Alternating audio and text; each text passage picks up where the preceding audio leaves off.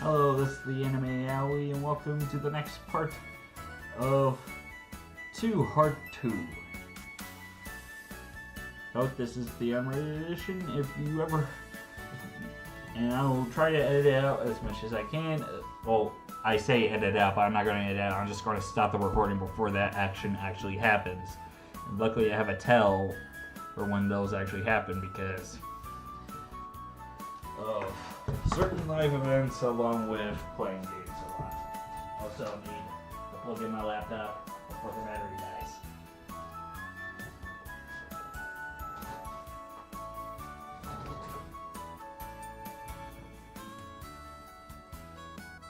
But for how long? It feels like I'm getting a headache. My eyes are really bothering me.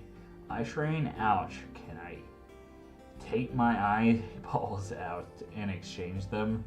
Maybe I should just go to bed. March 3rd.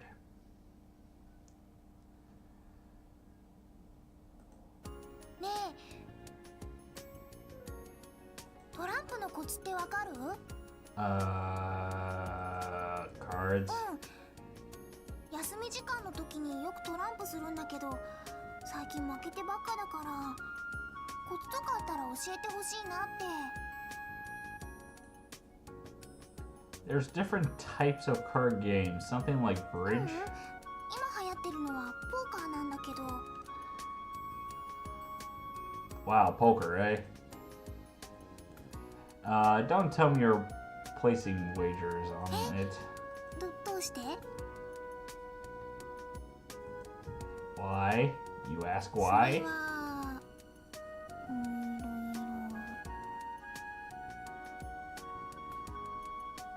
What is she betting?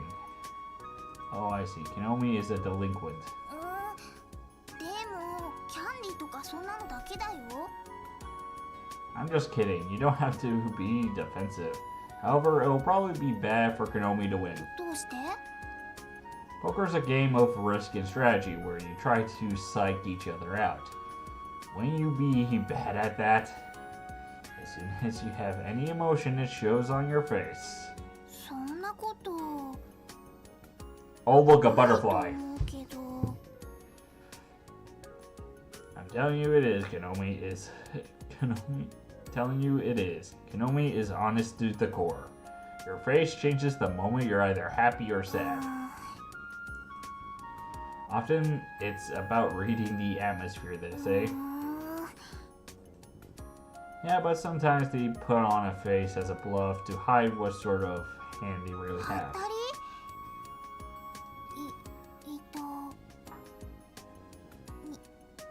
ニンニン。 Wait, what? Can I have that repeated? Oh, nope, nope. I accidentally clicked the fast forward button. But luckily that's the only line. You know me? Quit while you're ahead.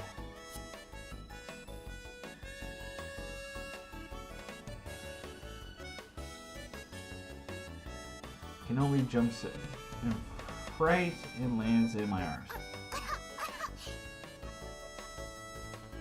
I cough from the cloud of dust kicked up by the bike. Konomi also covers her mouth. Riding your bike like that's dangerous. When I looked up, the rider had stopped right in front of us. I thought she was going to apologize, but the girl simply tilts her head and sneers. I recognize her the moment I catch a glimpse of the side of her face. Ask the girl from before. She puts on a provocative smile and slowly starts pedaling away.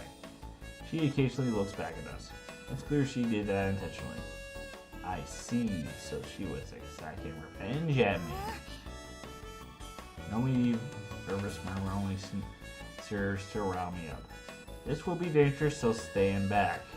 I gently urge Kenomi to take a few steps back. You stay ここにい here. たら私遅刻しちゃうよ。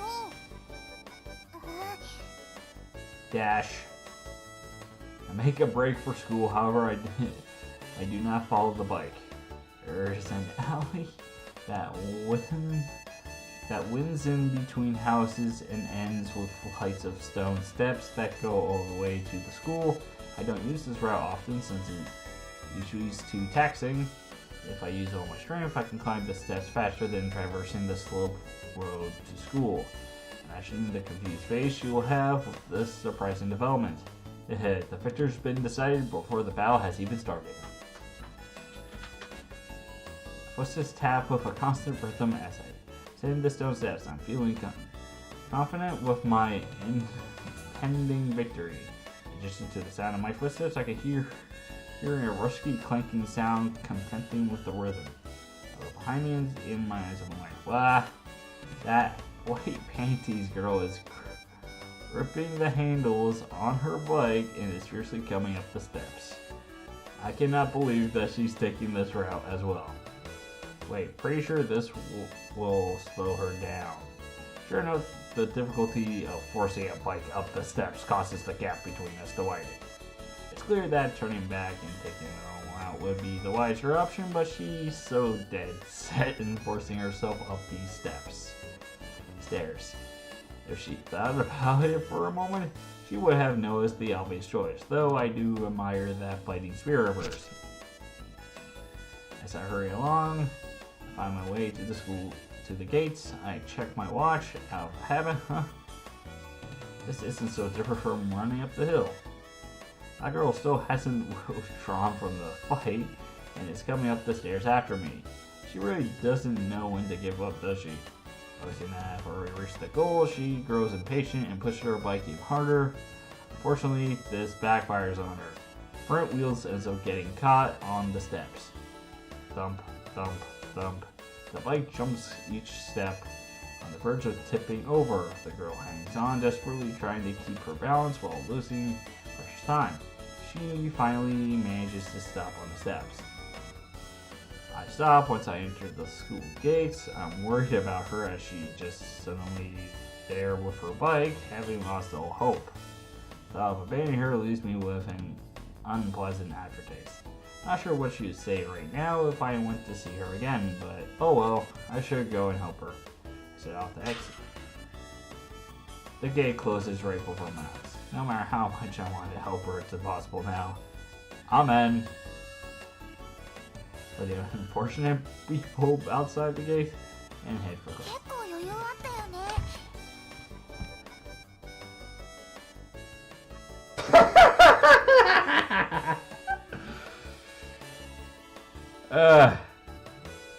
How come you're not out of breath?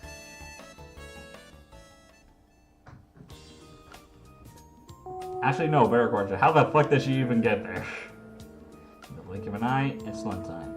Yuji, turn up the school cafeteria. The udon? Yeah, they only put out one piece of the fried stuff in it. Even though we finally agree, for some reason, Yuji raises his voice and glares at me.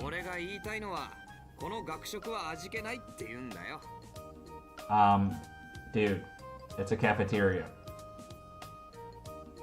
It's a cafeteria. I don't know what you're expecting. It's a cafeteria. I said as I looked around the place. Well, it doesn't quite match up to an average restaurant, but for a school cafeteria, it is pretty shocking. Tia, literally the food is stiff.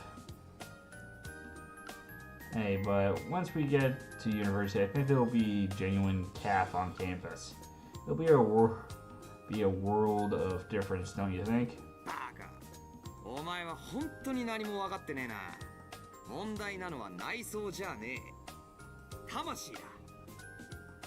Spirits.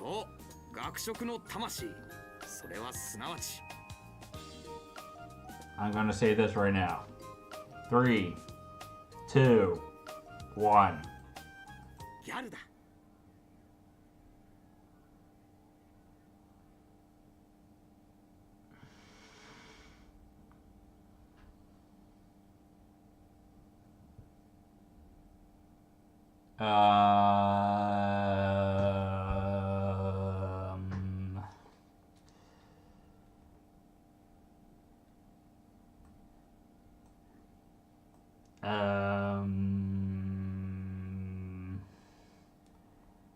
Yeah, you lost me.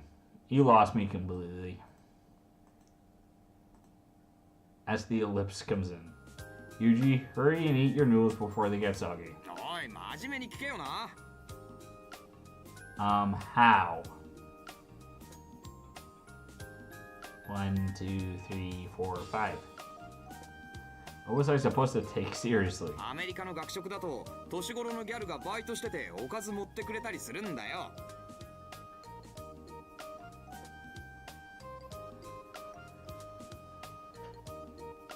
What the hell do you think a cafeteria is?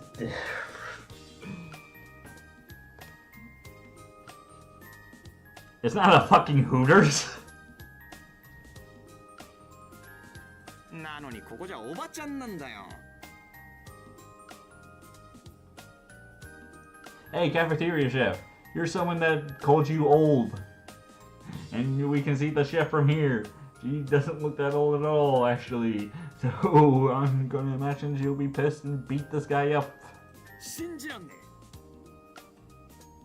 What I can't believe is the way your brain works. え。日本の学食も可愛いウェイトレスを採用すべきだよな。できればメイドさんっぽいの希望。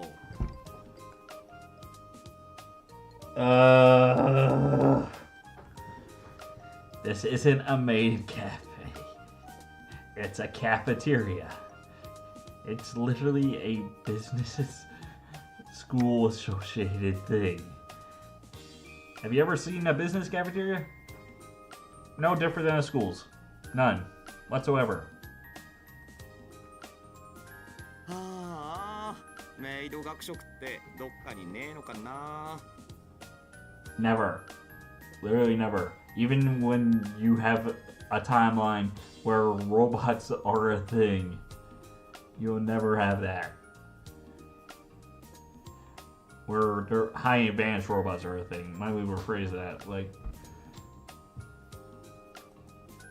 even if his place has a housekeeper, since he doesn't have a maid, his perversions are making him think of them being even here.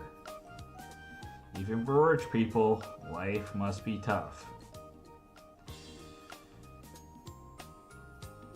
School bell rang a long time ago, but the sound of scribbling continued to be heard throughout the classroom. Class had been extended. If that were the case, everyone would be lazing around doing nothing. The room had already finished for the day. The sight of students diligently writing despite this was a rare one. The class person had handed out a questionnaire right after class for the graduation ceremony that was soon to be held. This is the reason why everyone is so engrossed in their writing. One of the questions on the questionnaire asks for a graduation quote. Mincho, who was also at her desk filling in that questionnaire, raised her head. She smiles. Multiple students' shoulders jerked, one of which was me.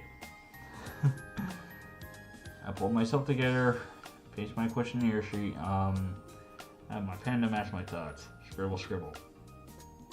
I'm cleaning my beard. Variation of an old pun. How lame. No good. This is absolutely awful. So bad I have to start feeling lightheaded with embarrassment if I submit something like this. People will question my personality, or rather my age. When I look at the teacher desk, I spot the person pressing the back of her pen against her forehead contemplatively. Mincho had officially become Mincho on this day. Her routine had not changed, but Komiki, who did not stand in the spotlight of her own volition, had trouble accepting that her outward role and her actual role were unified, because she asserted that she was not the actual person on a daily basis.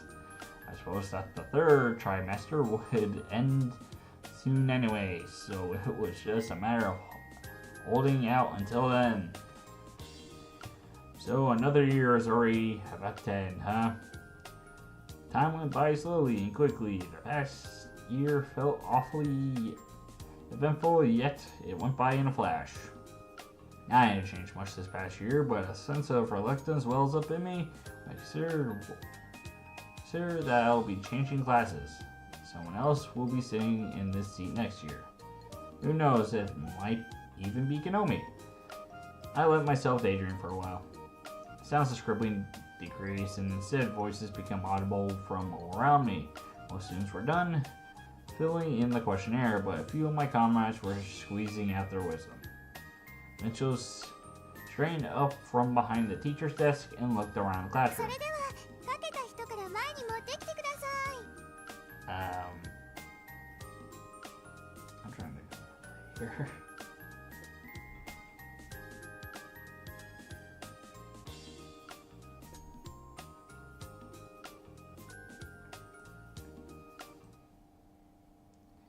Uh-oh, she realizes her mistake a moment too late.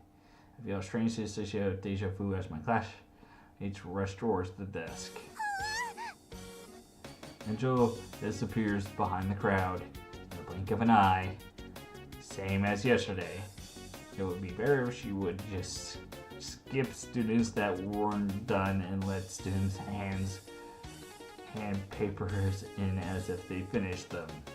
Angel never learns.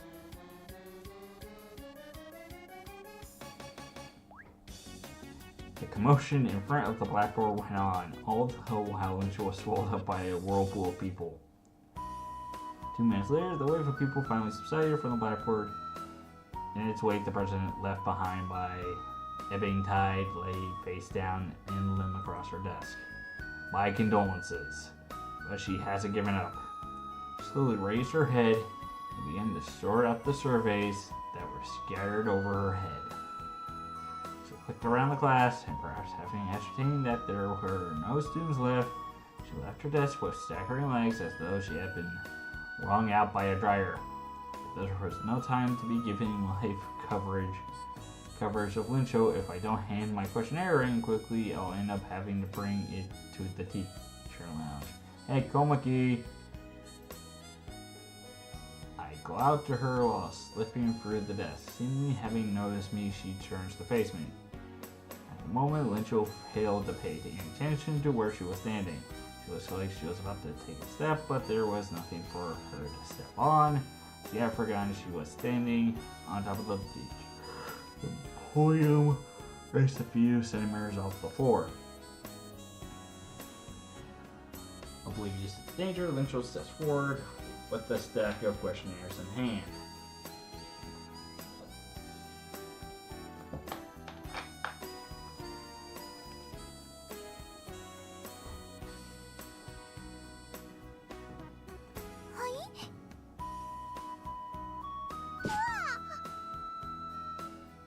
I like how she got out a yes before she fell down. Her height suddenly drops as she utters a dull, trailing shriek. Fortunately, she manages to cover her footing somehow and narrowly avoids tumbling to the floor, but the stack of surveys she was holding in her arms scatter about. Just like the scene from a manga, Lincho stared blankly at the disaster before her. Quickly pulling herself upstairs, she turns to me and put on a troubled smile. I have a hard time thinking that the stage changed side by itself, but I refrain from saying anything. Students that had finished writing had already left the classroom in a hurry. Looks like I'm the only one who can help her.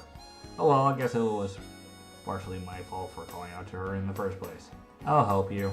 As to say, I bent over, reached out for the questionnaire till I am by my feet.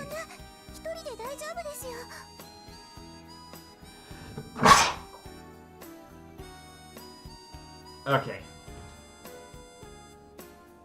She snatches up the papers before I can. A clean hit, she unhesitantly hit her forehead against the desk. She was concentrating on the paper so much so that she forgot about her surroundings. She smiled to hide her shame while tears filled her eyes.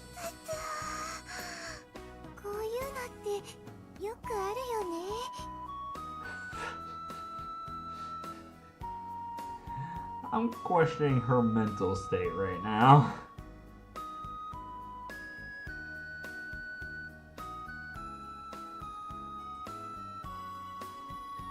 Being asked for agreement put me in a hard spot. I was nowhere near as clumsy as her.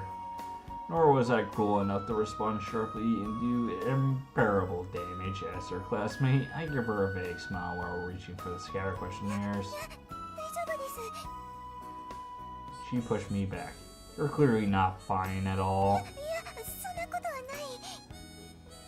While her pushing grew more insistent, it was Komiki herself who, for some reason, slid back after moving to an area where I couldn't reach her. Lincho covered her swelling forehead and began picking up the survey forms on the ground. Diligence is all well and good, but it's not easy to try to do everything by yourself. Isn't it better to ask for help when you need it? Not like I need her permission anyway. I kneel down, start picking up questionnaires on my own accord. 私がやりますから。 It's not a big deal. It is not a big deal.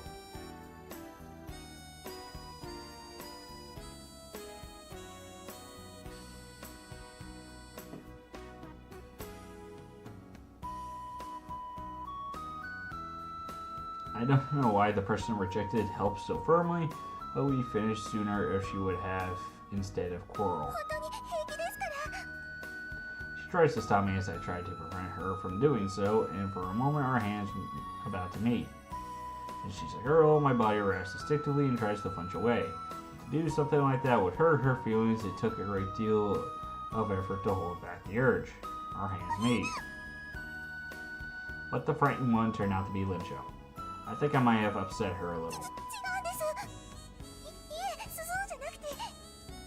Our fingers had only barely brushed past each other, but the flustered Lincho pulls her head back and realizes that she might have offended me. Her cheeks flush and starts to try to make an excuse. ごめんなさい。そんなつもりじゃ決して。 Slide on like her usual slow movement, Lincho retreat from me with the numbness of a small animal. 嫌ってるとか気持ち悪いとかそういうつもりじゃなくて。